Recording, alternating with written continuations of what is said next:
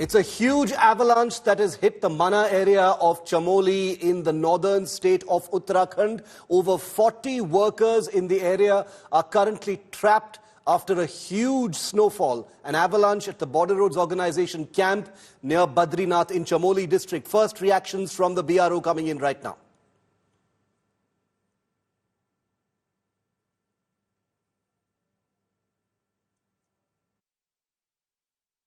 जिसमें से 16 को सुरक्षित निकाल लिया गया है। बाकी के लिए सभी प्रयास चल रहे हैं। सभी प्रकार की तैयारियां यहां पर कर ली गई हैं। एम्बुलेंस से लेकर ITBP की मदद ली जा रही है, अन्य संस्थाओं की मदद ली जा रही है। आपदा प्रबंधन विभाग हमारा पूरी तरह से सक्रिय, जिला प्रशासन भी, और हम लोग स्वयं सभी लोग लगातार संपर्क में हैं और हमारा प्रयास है कि सभी को सुरक्षित जल्दी से जल्दी बाहर निकाला जाए। अराउंड 57 लेबर्स काम करते हैं बर्फ हटाने का, वो कैंप्ड थे वहाँ पे, और हमारी जो टीम्स हैं वो मोबिलाइज हो गई हैं। आर्मी, ITBP, NDRF और एडमिनिस्ट्रेशन की टीम। एक्टिव रेनफॉल है हमारे डिस्ट्रिक्ट में और हायर डिस्ट्रिक्ट में एक्टिव स्नोफॉल है, तो इसलिए हम हेली सर्विसेज अभी यूटिलाइज नहीं कर पा रहे हैं और मूवमेंट में भी डिफ़िकल्टी हो रही है।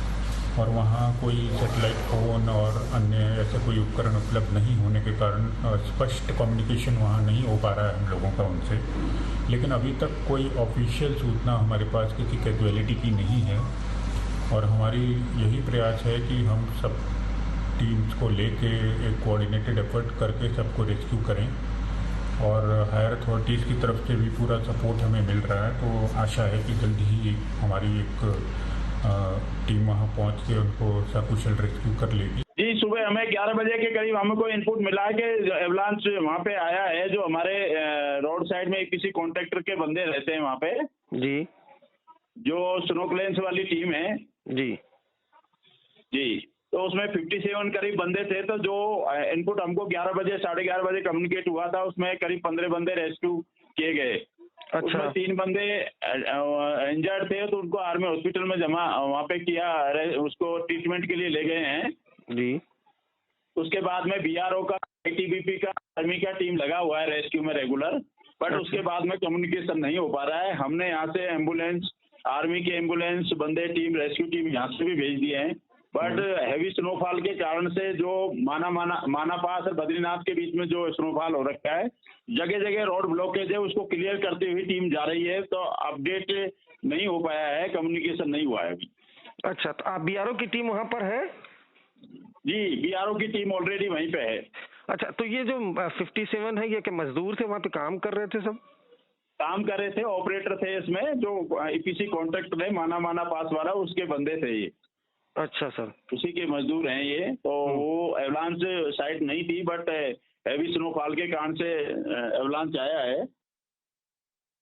So these were Border Roads Organization contracted workers working on a piece of infrastructure in this border area near Badrinath in Uttarakhand. Over 100 Indian Army personnel were immediately mobilized to the avalanche site. You can see some of them in these pictures you have on your screen for rescue and relief operations. Additional medical resources from Joshimath, also in Uttarakhand, are being mobilized to Mana to assist with the rescue and medical aid. 3 teams of the NDRF and 2 teams of the Indo-Tibetan Border Police have also been deployed for rescue and relief. Out of 10 rescued workers, 4 are said to be in critical condition. Remember, the Border Roads Organization is involved in the building of roads, tunnels, and access routes in these very, very hostile terrains in the forward areas of the country.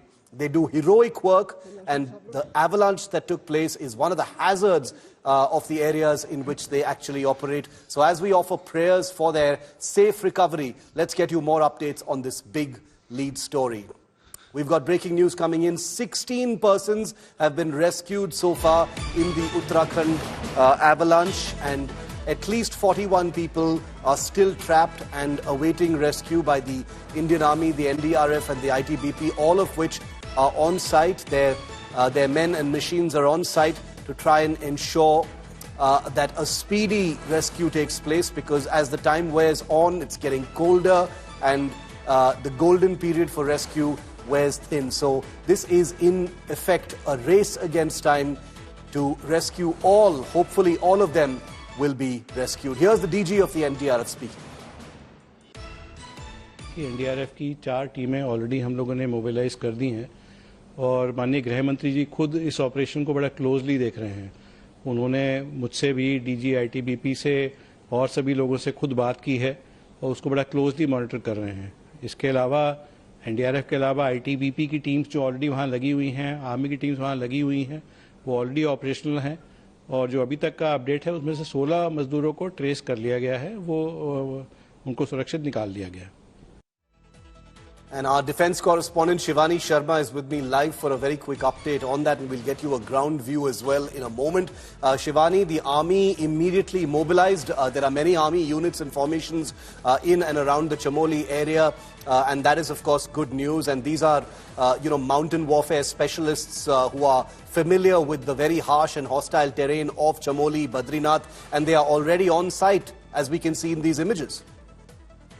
Shiv, Joshimath, that happens to be the headquarters of the Ibex Brigade, had mobilized 100 personnel since the information was received about this avalanche early morning today.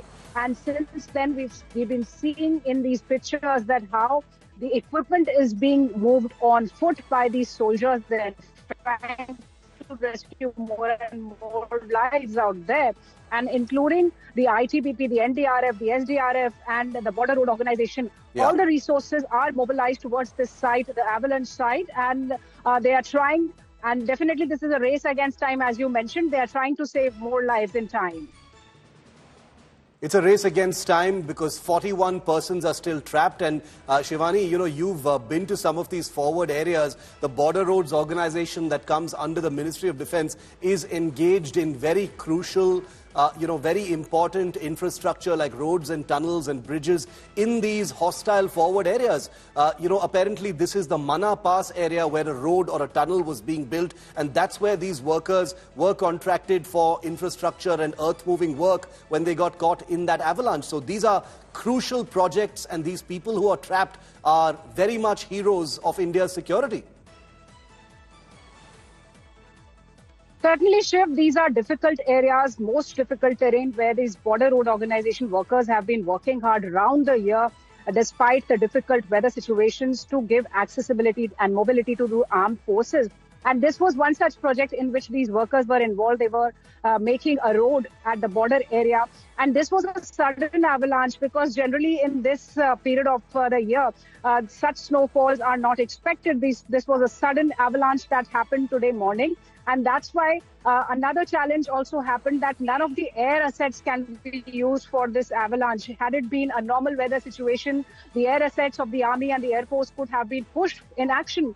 But right now it's snowing continuously as we are getting these pictures. It's quite difficult for the air assets to assume action out there. So everything has to be done on land by the Army, the ITBP, the SDRF, NDRF, and those forces who are deployed out there, the Border Road Organization. We've been tracking such projects in most difficult areas, and this also happens to be one of a very difficult area, Shiv, where this work was going on.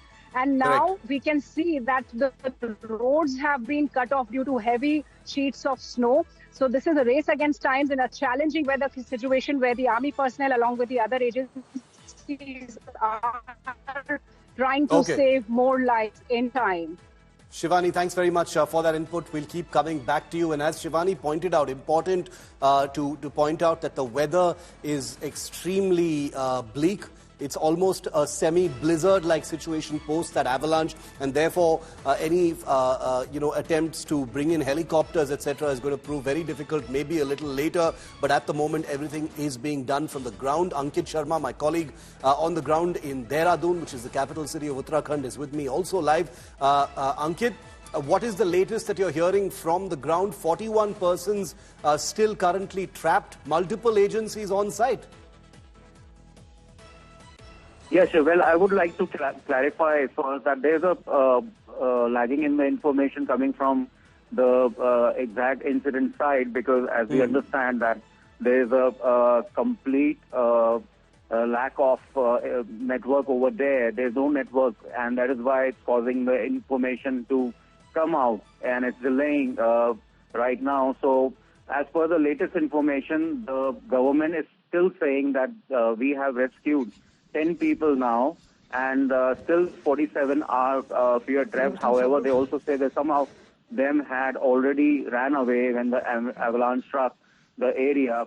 And there are companies of ITBP, Assam Rifles, and BRO and Indian Army units are also there, the 9th Brigade.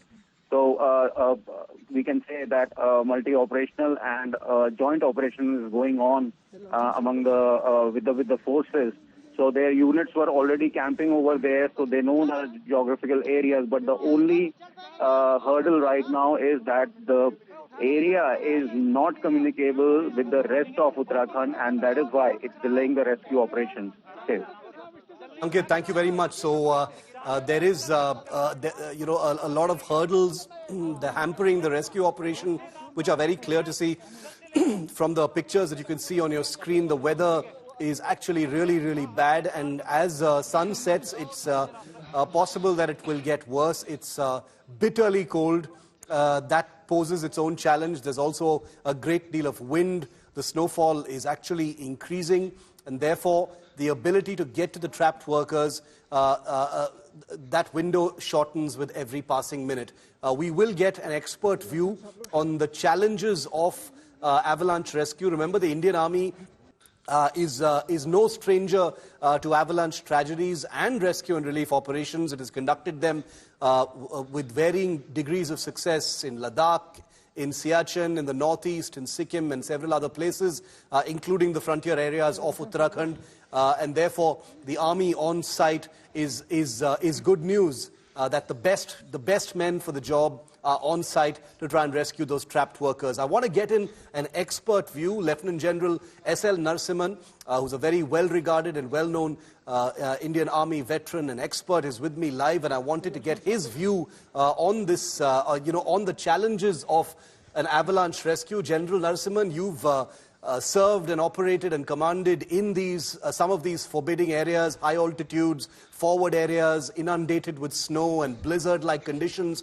How difficult is an avalanche rescue? We're seeing these amazing images of army men conducting rescue and relief operations in Chamoli. Just take us through how difficult all of this is, sir.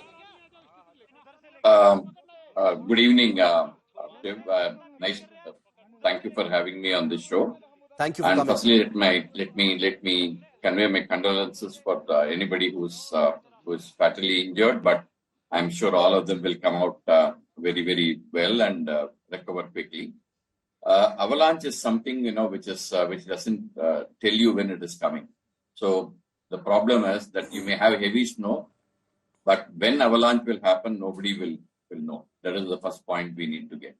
Yes. Second point will be, after the avalanche comes up, to locate where these people were exactly and where are they buried under the snow is going to be another difficult issue.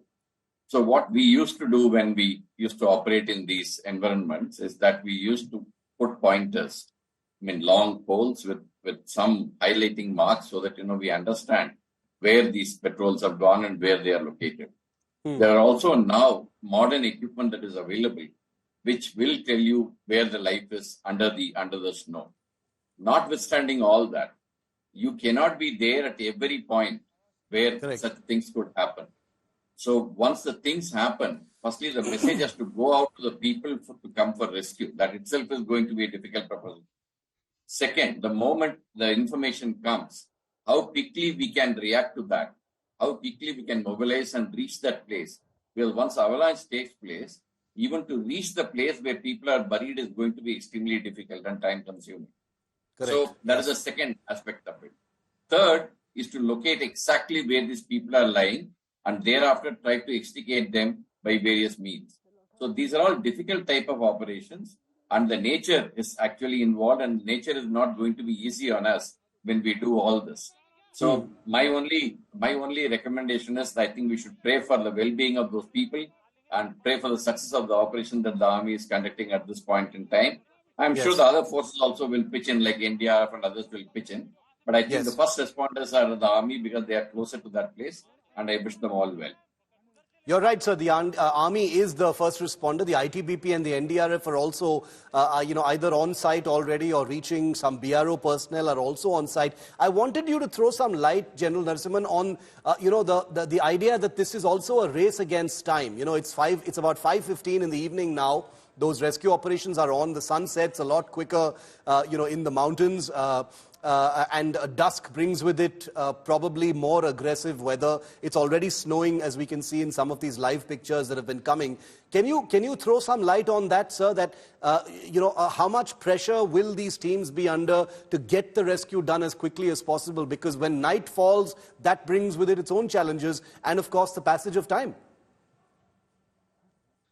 Of course, that brings in too much of actually problems. The thing is that the moment the sun goes down, the temperature also goes down in those areas.